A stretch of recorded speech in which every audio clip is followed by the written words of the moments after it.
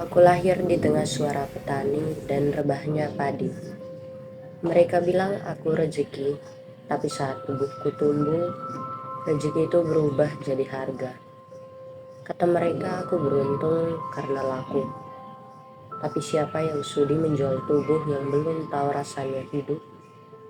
Namaku Nadia, dan ini adalah kisah tentang takdir yang ingin aku tolak. Aku belum siap menulis mimpi, tapi mereka sudah menuliskan nama di undangan. Katanya ini takdir, padahal aku tak pernah setuju. Tubuhku belum siap menjadi istri, jiwaku belum tumbuh untuk mengasuh. Aku ingin sekolah, tertawa, menari bersama waktu, bukan tunduk pada janji yang bukan pilihan hidupku. Cinta tak bisa dipaksa, apalagi masa depan. Aku menolak bukan karena durhaka, tapi karena ingin hidupku ku kutentukan sendiri.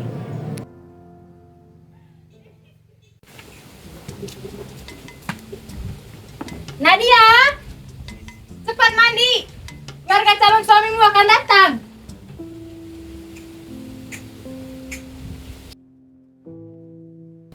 Mama, jadi begini.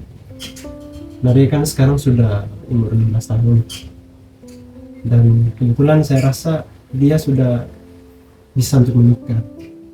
Dan akhir-akhir ini kita punya keadaan ekonomi sangat menurun dan kita juga dari hasil kebun gagal panen. Dan kita juga tidak bisa membiayai dia untuk sekolah. Baik, Bapak. Mau bagaimana lagi? Saya setuju.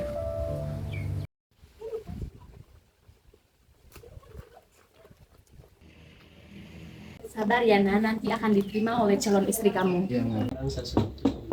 Selamat siang. Ibu, halo Ibu. Halo, Selamat siang.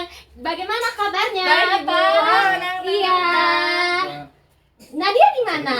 Ada di dalam, silakan Oke, duduk. terima Maaf, kasih. keadaan rumah kami. Selamat datang di rumah kami, beginilah sudah keadaan kami di rumah. Iya, Ibu, Bapak. Mama, panggil Nadia di belakang. Tunggu ya Ibu, tunggu Iya, ya anak Ibu. Raka. Pak, saya dan Raka sangat tidak sabar bertemu dengan Nadia. Ya kan, Raka? Iya betul, Bapak. Ya Ibu, kebetulan saya juga dengan istri saya juga sangat-sangat setuju kalau anak saya Nadia bisa menikah dengan anak Ibu Raka. Iya, Bapak, supaya kekeluargaan kita juga bisa bersatu. Ya, Dan bagaimana dengan Bapak? Sehat? Sehat sekali, Ibu. Bagaimana dengan Raka? Puji Tuhan, sehat. Ternyata Raka ini anaknya ganteng sekali ya. Iya, dan juga baik, pekerja keras juga. Iya. Cocok sekali dengan anak saya. Iya, makanya saya sangat setuju dengan pendekatan mereka. Dari Ibu ini anak adik saya, dan kebetulan dia sudah umurnya sudah pas untuk menikah. Nadia, ini Raka. Dia sekarang sudah mapan dan dia dari keluarga yang terpandang. Saya harap Nadia berkenan. Aku melihat wajah ibu, wajah yang dulu cantik tapi kini hanya menampung diam. Wajah yang mungkin pernah juga menolak tapi tak didengar. Dan kini diamnya diturunkan padaku seperti warisan yang tak pernah aku pinta.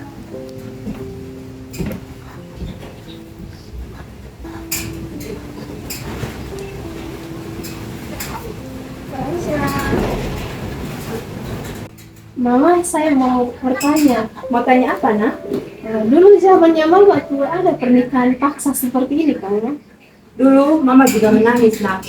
Tapi semua orang bilang air mata perempuan itu hanya hal biasa. Itu hanya proses menuju dewasa. Kalau ini semua menyakitkan, kenapa harus diteruskan?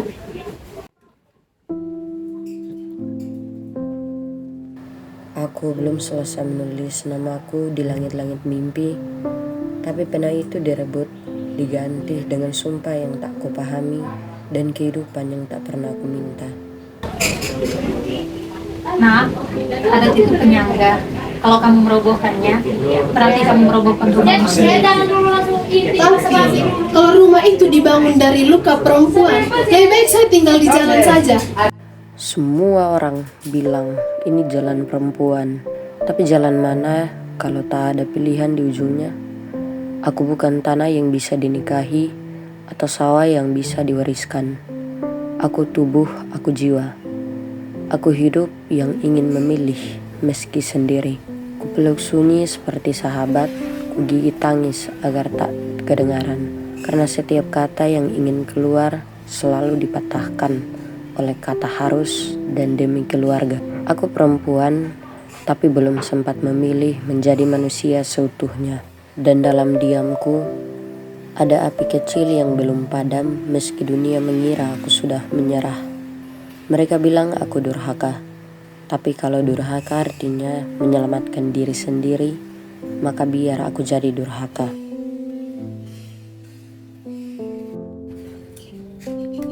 Kenapa sekali harus ada perjodohan seperti ini? Iya, Ma. Ayo, jalan sana sudah datang. Saya takut. Jangan kenal keluarga. Senyum, jangan kenal keluarga. Masuk. Senyum.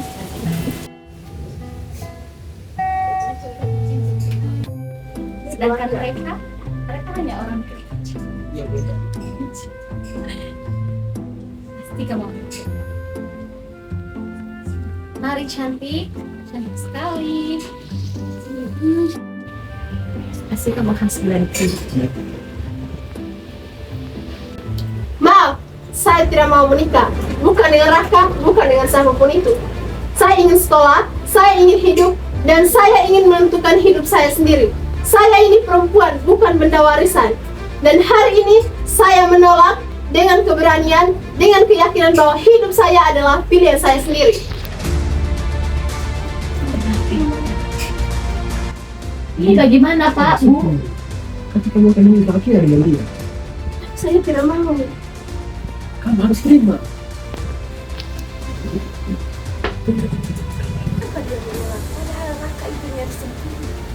Ada anak-anak ini Pak. Saya minta maaf, saya tidak dapat memaksa.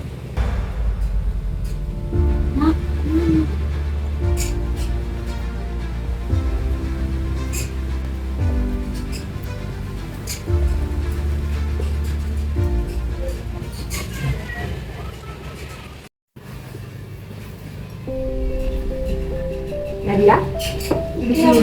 Mama yang berbicara. Bagaimana, Mama? Maaf ya nak, dulu Mama tidak tahu caranya melawan. Tapi karena ada kamu, kini Mama tahu kita bisa mulai baru. Iya, Mama tenang. Sejak saya tidak marah. Dan cukup begini sama maksudnya supaya Mama tahu juga kita jadi perempuan yang tidak harus sempurna. Kita cukup jadi perempuan yang tidak hilang. Dan jadi perempuan yang bisa memilih, bisa marah tanpa rasa takut, bisa memiliki mimpi tanpa batas, dan bisa jadi diri sendiri tanpa rasa salah. Ya nak, sekarang Mama tahu. Sekali lagi Mama minta maaf. Iya, Ini bukan kemenangan. Ini kisah tentang satu langkah kecil yang terasa seperti melawan dunia. Tapi aku percaya setiap perempuan yang memilih dirinya sendiri sedang menyelamatkan banyak perempuan yang belum bisa bicara. Hari ini aku bukan istri siapa-siapa.